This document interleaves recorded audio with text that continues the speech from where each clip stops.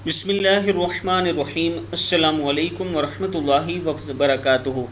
आबिद राजा channel की तरफ से आज मैं अपने दोस्तों को रसूलुल्लाह सल्लल्लाहु अलैहि वआलिहि वसल्लम का एक फरमान बताऊंगा।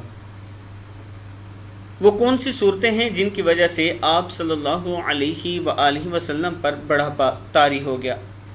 हज़रत इब्न अब्बास रज़ी अल्लाह तआला अन्हु फरमाते हैं कि हज़रत अबू बकर सिद्दीक़ रज़ी अल्लाह तआला अन्हु ने अर्ज़ की, या रसूलुल्लाह सल्लल्लाहु अलैहि वआलिहि वसल्लम बूढ़े हो गए हैं, कुछ कमज़ोरियों के आसार नज़र आने लगे हैं।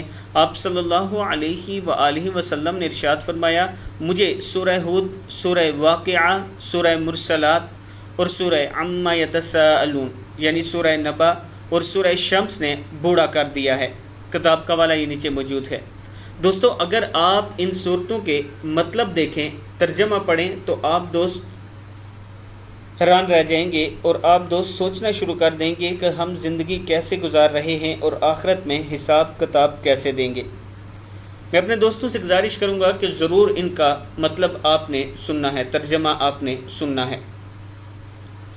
इसके साथ मैं अपने दोस्तों से गुजारिश करूंगा कि एक बेवा औरत का मैं घर बना रहा हूं, आप दोस्तों से तावन की ज़रूरत है। 7 लाख रुपया तकरीबन खर्चा आएगा। 4.5 लाख रुपया मेरे पास जमा हो चुका है अल्हम्दुलिल्लाह।